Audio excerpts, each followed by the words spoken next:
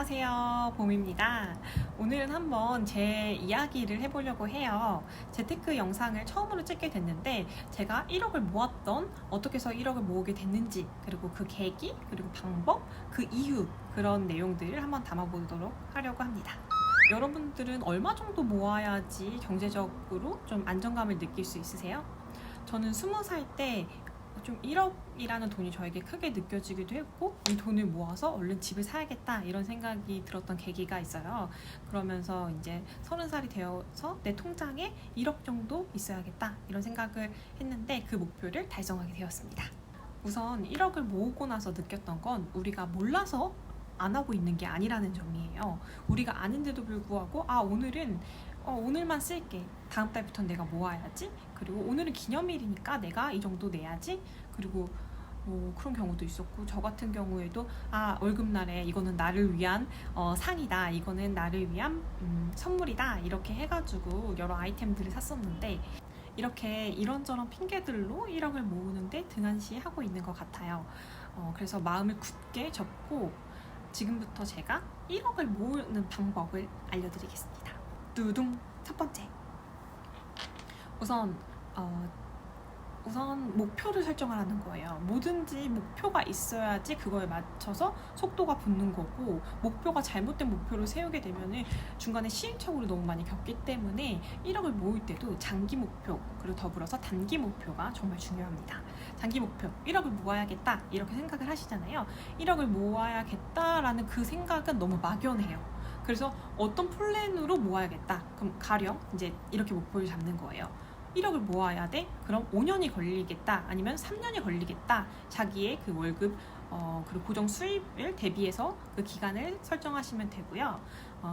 저 같은 경우에는 5년 동안 1억을 모아야겠다 이렇게 생각을 했으면 한 달에 얼마? 167만 원을 모아야 돼요. 그러면은 내가 300만 원을 받으면 170만 원 정도는 적금으로 나가게 되는 거고, 그 나머지 돈이 내 정말 월급이라고 생각하고 써야 해요.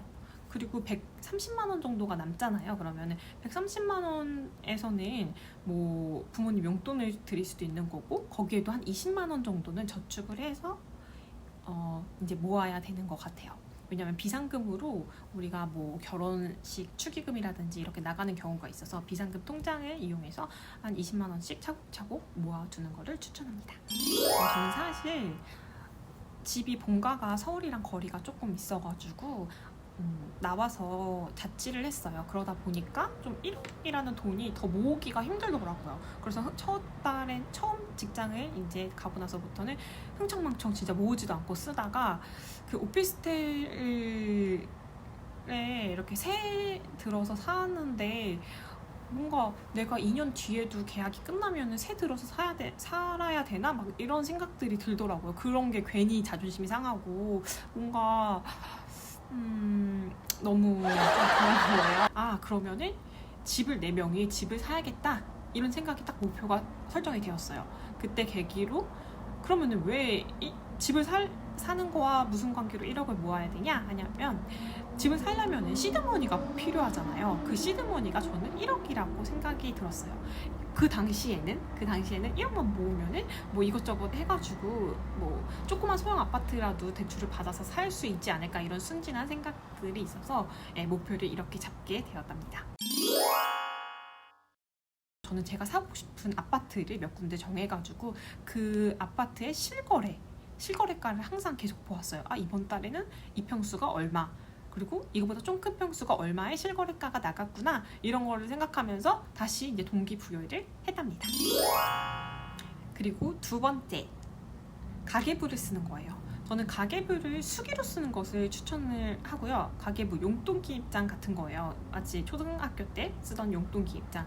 근데 요즘에는 어플리케이션 같은 것들이 많아가지고 디지털 컨텐츠로 이제 많이 이렇게 어플리케이션으로 이제 카드 내역 같은 거를 확인할 수가 있고, 그리고 또 가계부 어플 같은 것도 있는데 저는 이거를 별로 추천하진 않아요. 제가 썼던 방법은 아니었고, 저는 이제 영수증을 매번 모았어요. 영수증을 모으는 게 너무너무 중요합니다. 왜냐하면 영수증을 모아야지 내 소비 패턴을 알 수가 있어요. 내가 즉흥적으로 신발을 많이 샀구나, 내가 즉흥적으로 비싼 밥을 많이 먹었구나 이런 것들이 있었고, 저의 경우에는 뭐 옷 사고 이런 것보다 택시를 많이 탔어요. 그래가지고 지금은 차를 샀지만, 예, 저는 택시비로 즉흥적으로 나가는 비용이 너무 많았더라고요. 그래가지고 그 가계부 막달에 쓰면서 내가 이번 달에는 택시비로 이렇게 많이 썼구나, 뭐 조금 가까운 근거리라도 이제 걸어서 안 갔구나, 뭐 이런 생각들을 많이 하게 되었습니다.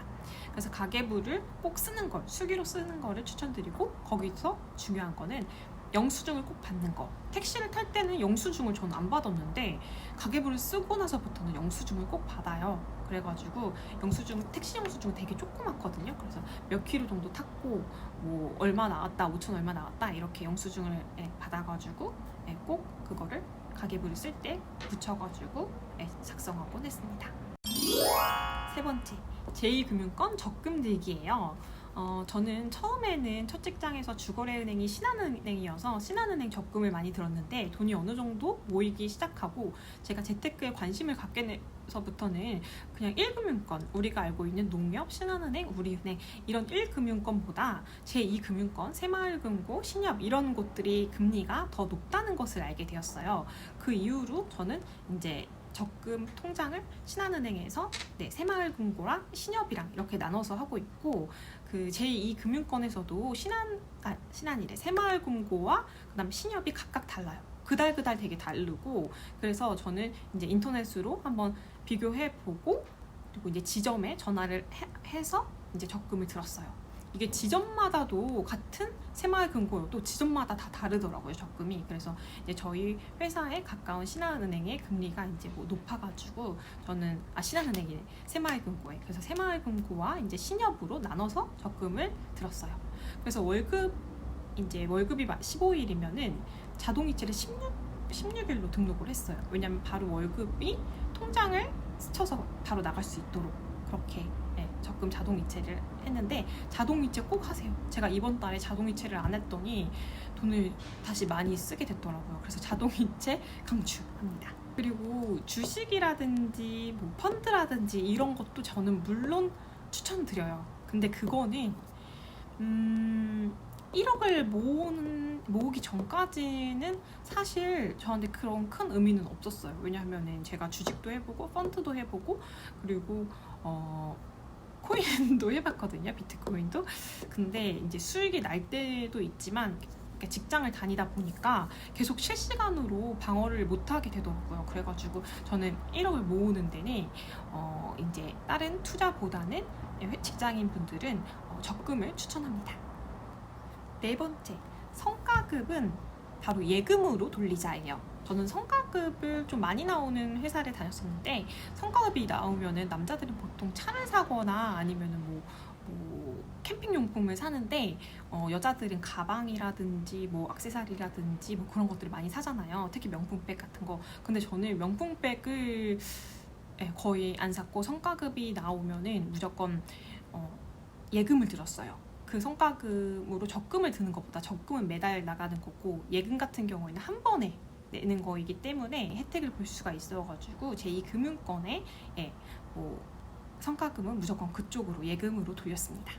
그리고 마지막 방법으로는 다이어트를 하는 거를 추천드려요.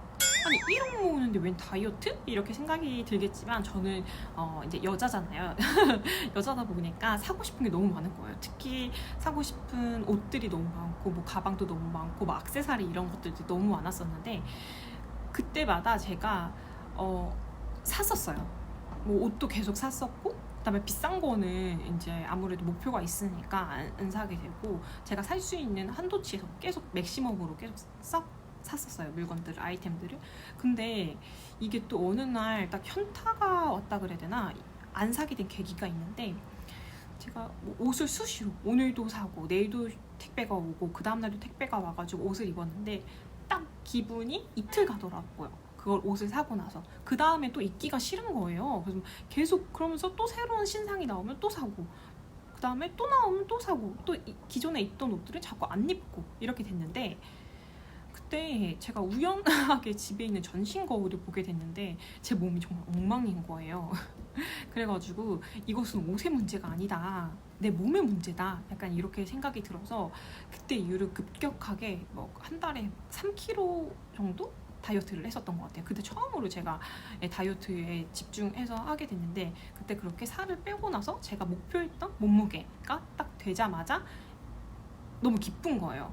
제 인생의 20대 때 한번 이런 몸무게를 찍어볼 수 있구나 이런 기쁨도 있었고 더 기뻤던 거는 옷들을 그 전에 입던 옷들을 입었는데 너무 느낌이 다른 거예요. 새로운 옷을 입는 것 같고 마치 그냥 인터넷 쇼핑몰 옷인데도 브랜드 옷 같고 그런 느낌이 들어가지고 아 중요한 거는 내 몸이었구나 이런 생각이 들더라고요. 보통 자신의 얼굴에 얼태기 같은 게 오고 몸에도 몸태기 같은 게 오잖아요. 그때 다이어트 저는 강추해요. 이번에 1월 모을 때도 즉흥적으로 제가 옷 사는 것을 막아줬던 게 다이어트였거든요. 그래서 여러분들도 특히 여성분들은 이제 옷을 자주 사시는 분들은 조금만 다이어트를 해보시면은 옷의 문제가 아니라 내 몸에도 문제가 있었구나 그런 생각이 들 겁니다. 이상으로 저의 1억을 모았던 이야기들을 다 솔직하게 과감 없이 얘기했던 것 같아요. 여러분들도 1억이라는 목표가 있으신 분들이 이 영상을 볼 거라고 저는 생각하는데 돈을 모으시는데 저의 경험들이 도움이 되었으면 좋겠습니다. 그럼 안녕.